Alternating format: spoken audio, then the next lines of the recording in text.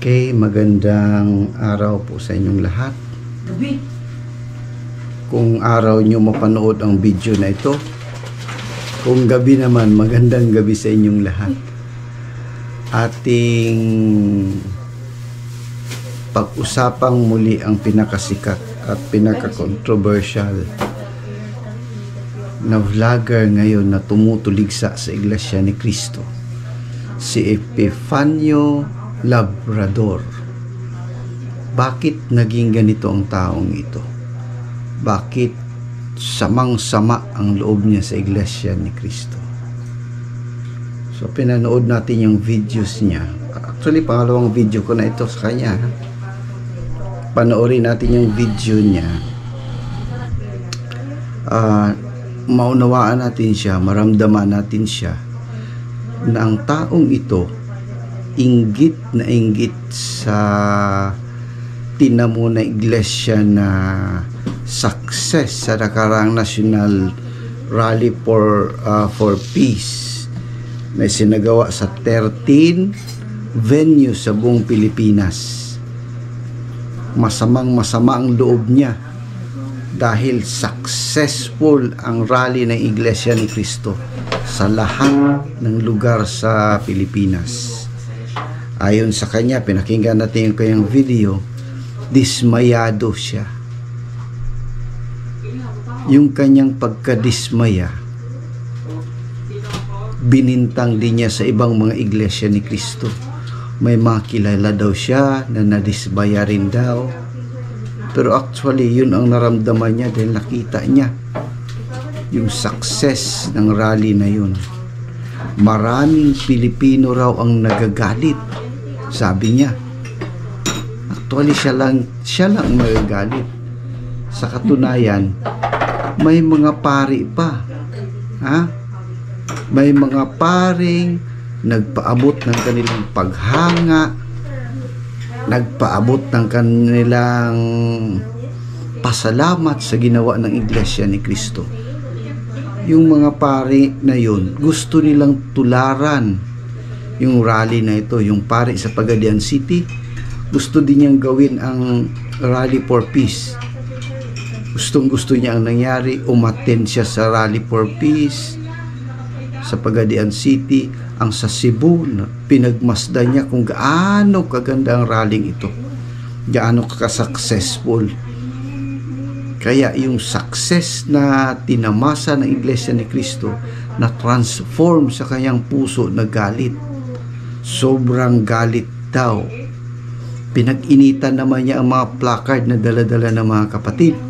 Malayo daw ang nakasulat sa placard sa sinasabing peaceful rally. Hindi na iba na ang utak niya. Ang isa sa mga nakasulat sa placard doon na gustong-gusto ko, magkaisa, huwag mang-isa. Alam niyo na kung sinong tinutukoy, no?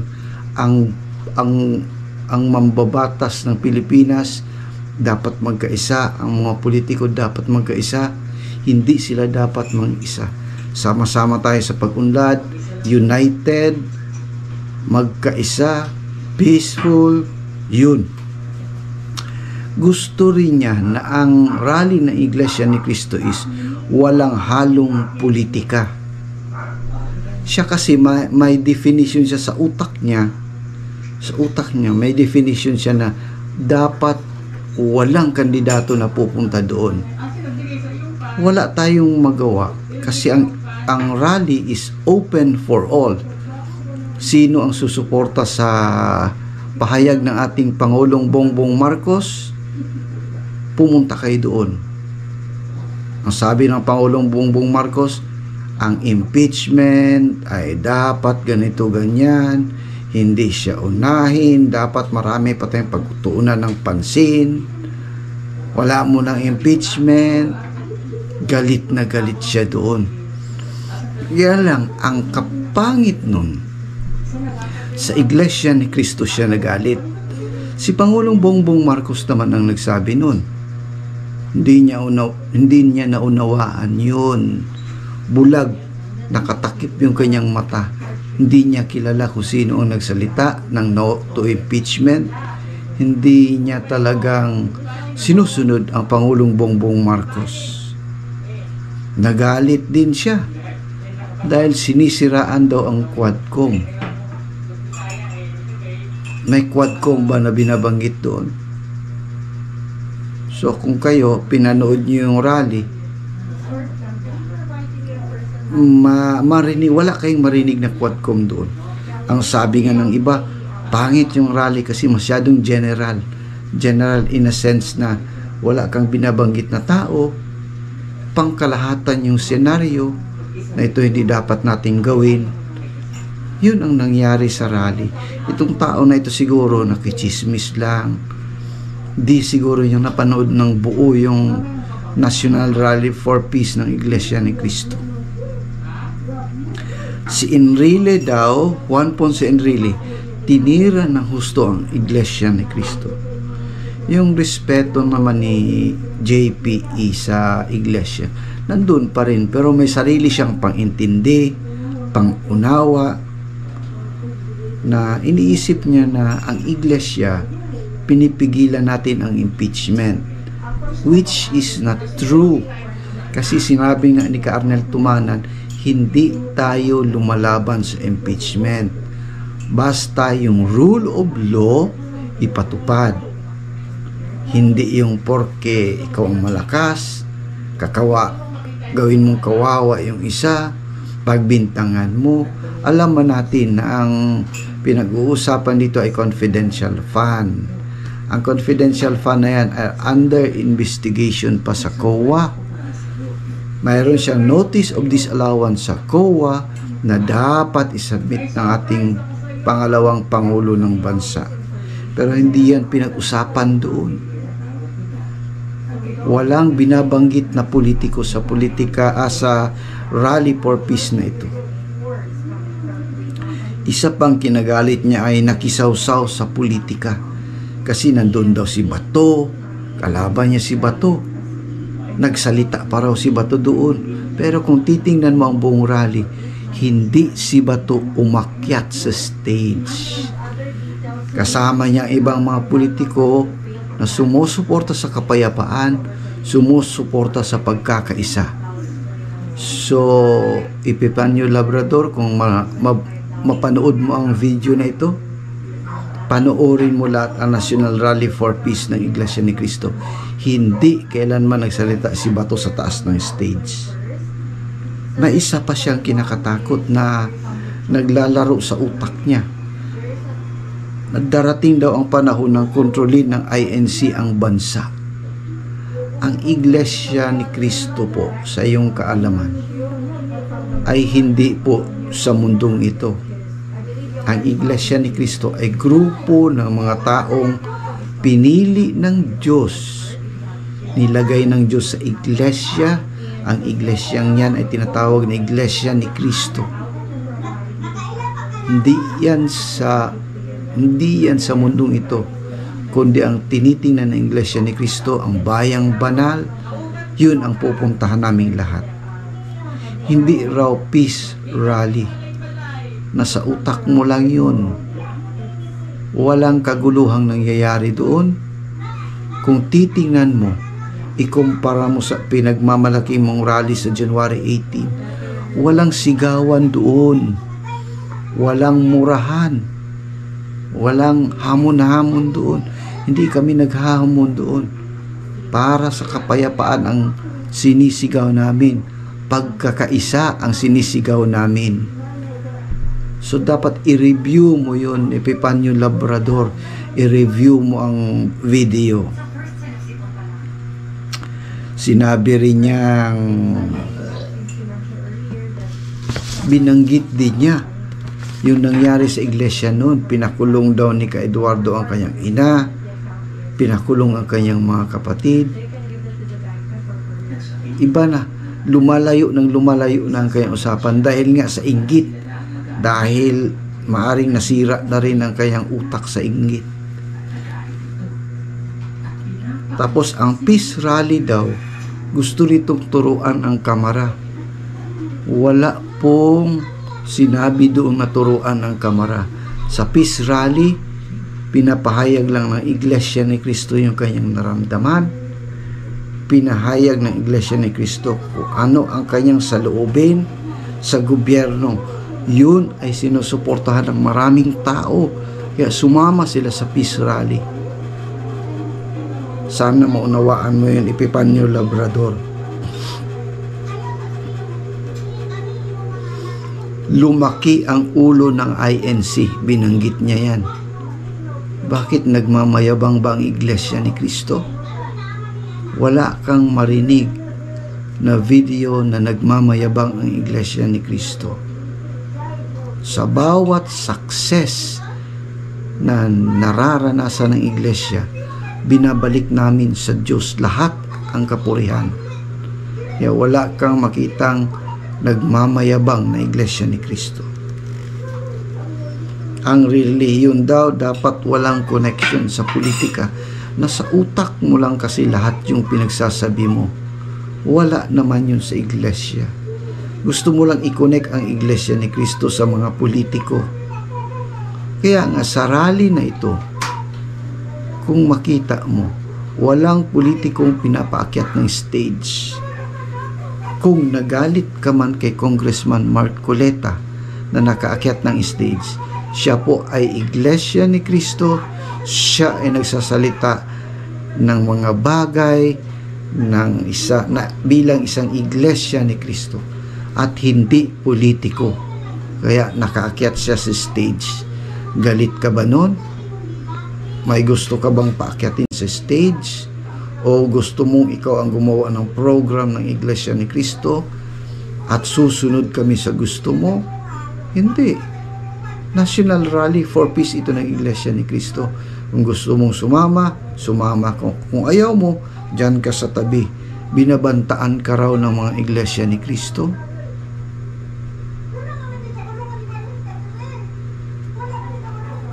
Katahimikan ang maisukli natin sa iyo niyan. Ano ang pinagagawa mo? Babalik sa iyo lahat yan. Darating yung panahon, maramdaman mo yung sinabi mo. Yung iuuntog mo ang ulo ni Ka Eduardo, yung tinawag mo siyang ng ano-ano pa mga salita, anong description, mag-iingat ka at babalik yan sa iyo. Sinabi mo pa, pinagsigawan mo na, hindi kayo susundin ng gobyerno. Bakit inuutusan ba namin ang gobyerno? Depende kasi yan sa paningin ng nakikinig. Ang sa amin, nagpalabas kami ng hinaing. Gusto naming magkasundo ang president pati ang vice president. Kasi ayon sa Biblia, yun ang formula for success ng isang bansa. Magkasundo, magkaisa, ipapatupad mo yung programa ng gobyerno para sa tao, yun ang pinaka-formula na ma-offer ng Iglesia ni Cristo. Pero kung susundin, nasa Pangulo yan, nasa pangalawang Pangulo yan, hindi namin yan hinihingi sa iyo. Dahil iba na ang utak mo.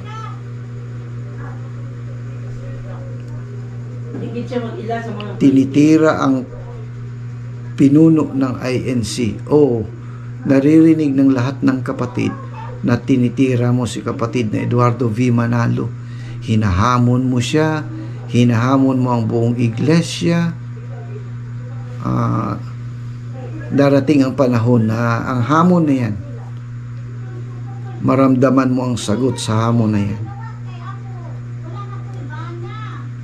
May lagayan, ginamit ang INC, ginamit ang membro ng INC. Hindi po totoo yan. Ang bawat iglesia ni Cristo, sumasampalataya yan sa salita ng Diyos. Ang iglesia bilang isang buong katawan, kapag sabihin ng leader na lalakad kami doon, bababa kami. Bababa kami niyan. Hindi sa napilitan kami, hindi sa wala kaming alam, kundi naintindihan namin yan. Sa katunayan, may mga vloggers na katulad mo bumaba sa mga kapatid, nagtanong sa mga kapatid kung ano ang ginagawa doon, ginagawa dito. Tama lahat ng sagot ng mga kapatid. Pakikiisa sa pamamahala para ikampanya ang kapayapaan, para ikampanya ang pagkakaisa. Yan mostly ang sagot. Kung may nakasagot mang iba, hindi Iglesia ni Cristo yun. Nakisama lang sa rally. Kung sabihin mong si Camarcoleta ay kupal, nasa iyo yun. Basta kami naniniwala kami na isang magaling na abogado si Camarcoleta, isang magandang senador na kailangan ng bayan na ito, ng bansang ito. Isang sinabi mo ay kikilos ang ibang relihiyon para burahin ang Iglesia ni Cristo. Kulto lang daw ang Iglesia ni Cristo. Tulad ng sinabi ko sa unahan ng video na ito, ang mga pari ng Iglesia Katolika ay sumasaludo sa kaisahan ng Iglesia ni Cristo, sumasaludo sa kaisahan ng Iglesia ni Cristo. Ang Iglesia ni Cristo raw ay katuparan sa nakasulat ng Biblia na ilaw sa sanglibutang ito. Dapat mong maunawaan yan. May mga ministro pa ng protestante nandoon din, nakisaya, nakipagkaisa sa gawain ng Iglesia ni Cristo dahil inaasam din nila ang kapayapaan. So ang mga relihiyon, rumirespeto din sa Iglesia ni Cristo. Ikaw lang ang nawala ng respeto. Yung sabi mong pera-pera, binigyan ng malaking pera ang Iglesia ni Cristo, dapat patunayan mo yun. Di ka lang magsalita, ipakita mo. Paano nangyari? Saan nangyari? Magkano? Anong ebidensya mo? Pakita mo. Kasi pagbalikan ka ng Iglesia ni Cristo, kasuhan ka ng Iglesia ni Cristo, anong ebidensya mo? Wala. Magmaskara ka na lang na para kang aywan ko.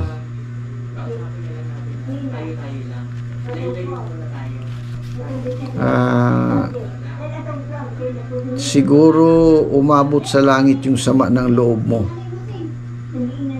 Sa dulo ng video na ito, ipakita ko sa iyo sino yung mga nagpasalamat sa pagkakaroon ng rallying ito. Mauna si Pangulong Bongbong Marcos, nagpasalamat siya sa rallying ito dahil sinuportahan siya ng Iglesia ni Cristo. Si Vice President Sara Duterte, nagpasalamat din. Si Chis Escudero, si Bato, nagpasalamat din. Panoorin mo para mabawasan ang galit mo kay Bato. Si Robin Padilla, nagpasalamat din. Marami pa, panoorin mo mamaya. Yung sinasabi mong gago ang INC, tuldok lang ang INC, sanay na kami sa mga salitang ganyan. Maraming nagsabi na langawin ang rally na ito, pero hindi nangyari. Hindi nilangaw ang rally ng Iglesia ni Cristo. Kaya galit na galit ka, Epifanio Labrador. Ito pang sinabi mo, pugutan ng ulo lahat ng leader ng Iglesia ni Cristo. Ewan ko paano mo isagawa itong balak mo na ito. Kaya kontrolin mo ang bibig mo pag galit na galit ka. Kasi magsalita ka ng ganito, mapahiya ka. Baka nga hindi ka makalabas sa lugar ninyo. Sabihin mo pa na pupugutan ng ulo ang mga leader ng Iglesia ni Cristo.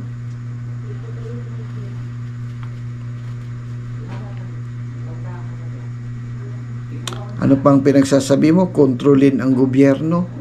Wala po kaming pangarap na kontrolin ang gobyerno.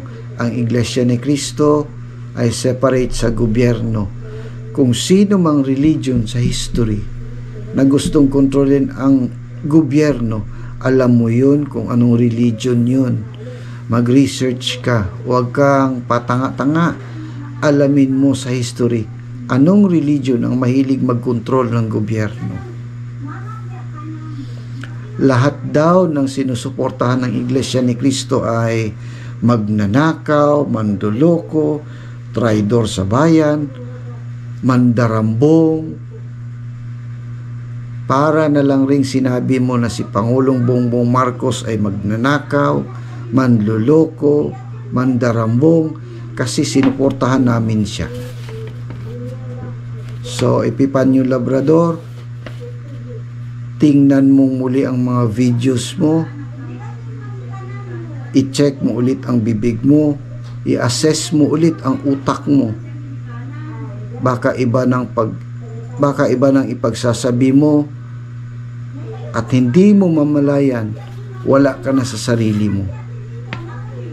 So bago natin tapusin ang video na ito, panoorin natin yung mga nagpasalamat sa pagsagawa ng Iglesia ni Cristo ng kanyang rally noong January 13, 2025. So, don't forget to like and subscribe bago nyo tapusin ang video na ito. Panoorin po natin una si Pangulong Bongbong Marcos. Nais ko ring ipaabot ang taus-pusong pasasalamat sa mga kapatid sa Iglesia ni Cristo sa patuloy ninyong pagsuporta sa administrasyong ito. Sa lahat ng pagsubok na hinaharap ng bansa, lagi kayong nakaalalay, tumutulong at nakikiisa. Marami pong pagsubok ang ating kinakaharap at marami pang haharapin, mga balakid sa paglalakbay tungo sa isang maaliwalas at maunlad na bukas na dapat malampasan. Ako'y naniniwala na tayo ay may pagkakaisa, may malasakit sa kapwa, at may pagmamahal sa bayan. May tiwala sa kakayahan at higit sa lahat, may pananalig sa may kapal. Ang lahat ng suliranin ay kaya nating malampasan kung tayo ay sama-sama at magkakatuwang sa pagtaguyod ng isang bagong Pilipinas. Mabuhay po kayo! Mapagpalang araw sa aking mga mahal na kababayan. Taus-puso akong bumabati sa lahat nang lumahok sa malawakang Peace Rally ngayong araw. Ito ay isang makapangyarihang pagpapakita ng pagkakaisa at pananampalataya na ang tanging hangad lamang ay kapayapaan tungo sa kaunlaran ng ating bansa. Nagpapasalamat ako sa ating mga kapatid sa Iglesia ni Cristo sa inyong patuloy na pagsisikap na maghatid ng pagkakaunawaan at pagkakaisa sa ating mga kababayan. Sa gitna ng tumataas na presyo ng bilihin, kahirapan, at iba pang suliranin, ang isang mapayapa at nagkakaisang Pilipinas ay hindi kailanman matitinag at paulit-ulit na aahon sa gitna ng hamon ng panahon. Muli, sa aking mga kababayan, maraming salamat sa inyong malasakit sa bayan. Mabuhay ang sambayanang Pilipino. Taus-pusong pagbati, ito po si Jesus Cudero. Kaisa po ako ng kapatiran ng Iglesia ni Cristo at gayon din ng buong sambayanan sa panawagan na magkaroon ng tunay na pagkakaisa at kapayapaan sa ating bansa. Kapayapaan at pagkakaisa, dalawang mahalagang elemento upang makamit natin ang ating mga layunin, mithiin, pangarap at gusto sanang makita sa ating bansa at para sa ating mga kababayan. Layuning gumanda at umayos ang ating ekonomiya. Layuning maging abot kaya ang pangunahing mga bilihin. Layuning mabigyan natin ng serbisyong medikal ang pinakanangailangan. Layunin na umunlad hindi lamang ang mga syudad at sentro, kundi bawat sulok ng ating bansa. Hindi natin ito lahat makakamit kung wala po tayong pagkakaisa, kung wala pong kapayapaang nananaig sa ating bansa. Ito po ay makakamit natin sa pamamagitan ng pagsasantabi ng anumang mga personal na opinyon o kagustuhan natin na iba at taliwas sa gusto at opinyon ng ating kapwa Pilipino.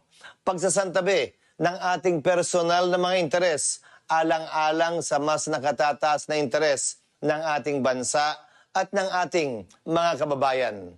Layunin ko po na umambag, tumulong at magsilbing tulay at daan para makamit po natin ito. Hindi sa malayong hinaharap, pero ngayon at dito mismo. Binabati ko pong muli ang Iglesia ni Cristo, gayon din lahat ng nanguna para magkaroon ng ganitong pagtitipon at panawagan, hindi lamang para sa ating mga leader, pero sa bawat isa sa atin. Maraming salamat po at magandang araw sa inyong lahat. Sinasabi ko, tayo po ay nag-issue na ng isang statement na itong gawain ngayon ng Iglesia ni Cristo ay sinusuportahan ko ng buong buo dahil yung panawagan ng kapayapaan at pagkakaisa ay nararapat lang, lalong-lalo na kabubukas lang ng bagong taon, 2025. At yung tema ng pagkakaisa ay sadyang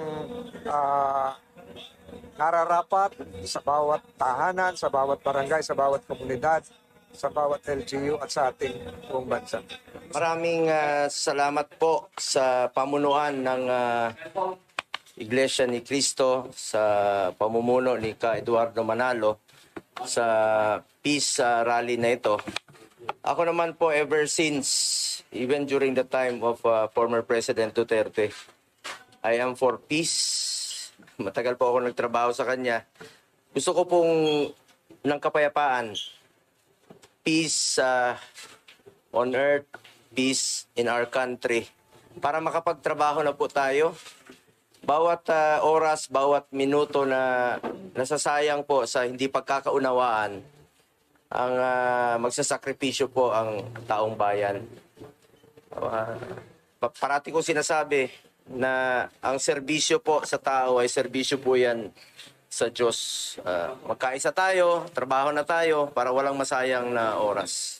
Ever since, ang stand ko po, kapayapaan. Para makatrabaho na tayo. Para magbenepisyo po yung mga kababayan nating mahihirap na nangangailangan po ng tulong mula sa gobyerno.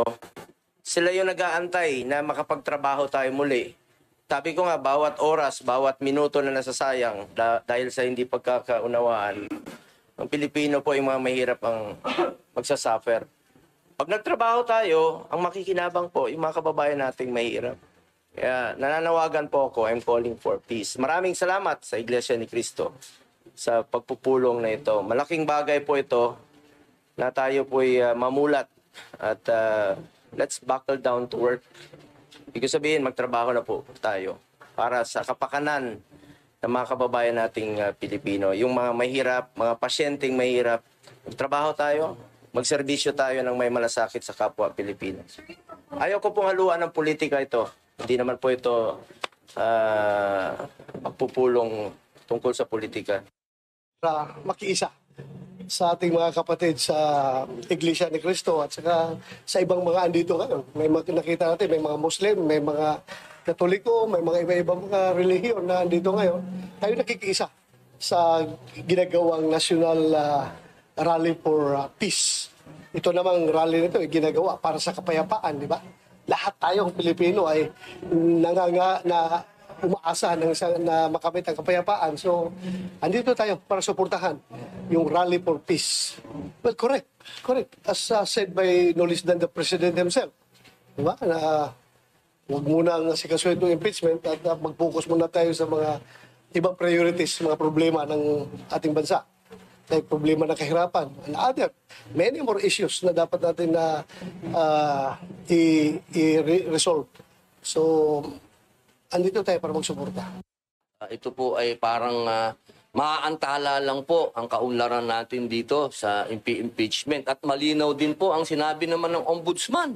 Napakalinaw po ng sinabi ng Ombudsman na wala silang nakikitang mali sa ginawa ng pangalawang Pangulo. Ito po ay talagang malinaw na politika. At yan naman po ay hindi kabigla-bigla. Dito po sa ating bayan, hindi na po tayo nag-mature pagdating sa politika. Kaya ito po sana, ito pong pagkakataon na ito, na pinagbubuklod po tayo ng Iglesia ni Cristo, hindi naman po ito usapin ng religion. Ito po ay sama-sama tayo bilang mga Pilipino. Nandito po ako bilang isang Muslim. Ako po ay sumusuporta sa hakbangin na ito. Panahon na po para tigilan na po natin ang napakaagang politika. Kaya po 2025 pa lang nagkakaganito na tayo. Kaya sana po itong hakbangin na ito, suportahan po natin. Ayan. At dahil Noong una po, ang lungsod ng Maynila po ay ang host city po para sa ating National Rally for Peace. Kami po ang nahingan po ng koordinasyon ng ating po mga kapatid na sa gayon po ay maging payapa po itong ginagawa nating National Rally for Peace. Kami ay nakikiisa sa panawagan ni Pangulong Bongbong Marcos at ng kay Eduardo B. Manalo na magkaroon ng kapayapaan at pagkakaisa sa ating bansa. Na siya na naman din layunin ng maraming liderato sa buong bansa. Na magkaroon ng panatag na pamumuhay ang tao dahil sa pagkakaisa at kapayapaan. So kami ay nagtungo rito upang makiisa sa Iglesia ni Cristo at sa ating mga kapatid na nagtungo rito sa Luneta Grandstand, Burnham Green, and up to Lapu-Lapu statue, hanggang doon sa Top Avenue dito sa Maynila.